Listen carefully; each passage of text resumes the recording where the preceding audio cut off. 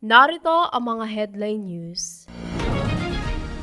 Simula bukas ng umaga ay magkakaroon ng bagong schedule para sa early morning worship sa bawat department ng ating simbahan.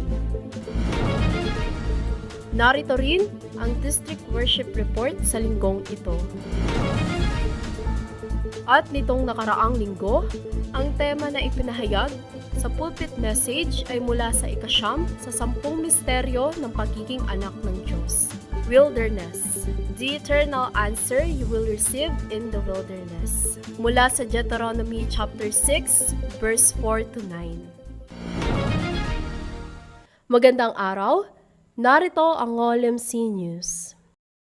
Simula bukas ng umaga ay magkakaroon ng bagong schedule para sa early morning worship centered sa bawat department ng ating simbahan. Ang Daily Dawn Worship ay magsisimula tuwing 5:30 ng umaga mula Linggo hanggang Sabado. Dito ay manonood ng Daily Prayer Journal video at pagkatapos ay magkakaroon ng concentrated prayer. Tuwing Linggo ay magjo-join ang lahat ng department ng ating simbahan. Tuwing Lunes ay schedule para sa Reverend Pastors at Elders. Tuwing Martes ay para sa mga Senior Deacon at Senior Deaconess. Tuwing Miyerkules naman ay Reverend Pastors at Assistant Pastors. Tuwing Huwebes ay para sa mga Deacon at Deaconess. Tuwing Biyernes ay mga RBAS, Tyrannus at Sunday Teachers. At tuwing Sabado ay schedule para sa Tyrannus, High School, Senior High School at College Summit. Narito rin ang District Worship Report sa linggong ito. Ang District Worship ay nahati sa 6 na grupo at ang lahat ng grupo na ito ay nagtitipon-tipon sa parehas na araw. Ito ay tuwing Huwebes sa isang linggo. Sa unang grupo, ang in-charge ay si Pastor Loida at sila ay nagtitipon tuwing 2:00 hanggang 2:30 ng hapon. Ang in-charge naman sa ikalawang grupo ay si Assistant Pastor Mary Jane at sila ay nagtitipon ng 4:00 hanggang 4:30 ng hapon. At sa linggong ito, sila ay nagtipon sa bahay ni Elder Joy. Sa ikatlong grupo, ang in-charge ay si Assistant Pastor Ivy. At ang oras ng kanilang district worship ay 8:30 hanggang 9:00 ng gabi.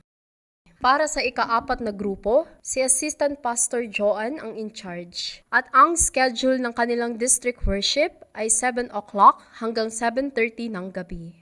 At para sa linggong ito, sila ay nagtipon ng mga miyembro niya sa kanyang bahay. Ika-5, ang in-charge sa grupong ito ay si Assistant Pastor Mimi. Ang oras ng kanilang district worship ay tuwing 7:30 hanggang 8:00 ng gabi. Para sa linggong ito, sila ay nagtipon at nagbigay ng pagsamba sa bahay ni Senior Deaconess Jennifer.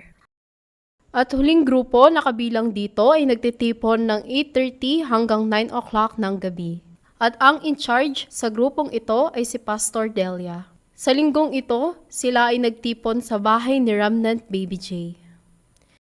Ang ipinahayag na mensahe sa lahat ng grupo sa district worship ay sentro sa ating pulpit message ngayong linggo. 10 Mysteries of God's Children. Wilderness.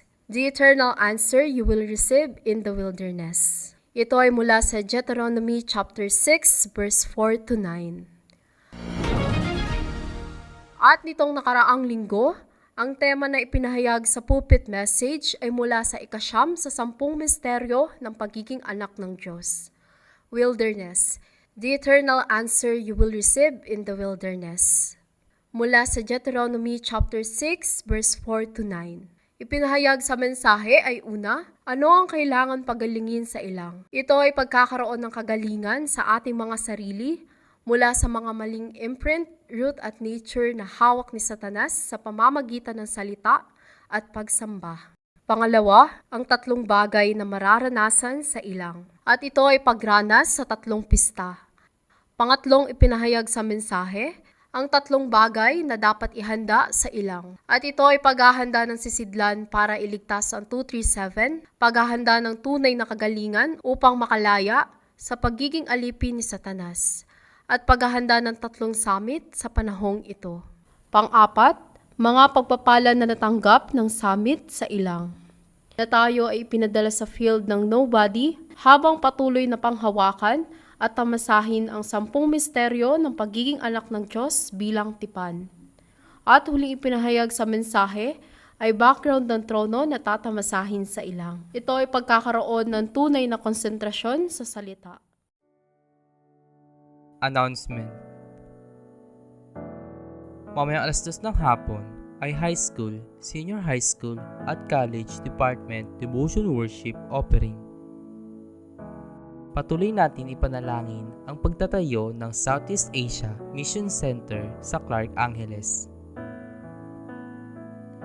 Sa September 3 hanggang September 6 ay Mindanao PRTS at Regional Church Ministry. Sa September 9, Lunes, ang balik ni Pastor Kim sa Pilipinas. Sa September 10 hanggang September 13 ay Cabanatuan, Llanera at Bulinaw, Santiago Ministry. Sa September 11, Merkules ay magsisimula na ang 3rd quarter ng Korean Language Academy School. Sa October 25 ay PLMC Anniversary Worship. Sa October 30 at October 31 ay PRC Leaders Retreat. At sa November 1, Biyernes ay main ng Philippine Remnant Conference. Sa linggong ito, nawa natanggap natin ang pagpapala ng pagiging summit na iligtas ang sarili, simbahan at ang field ng nobody sa wilderness. At dito nagtatapos ang OLMC News. Maraming salamat.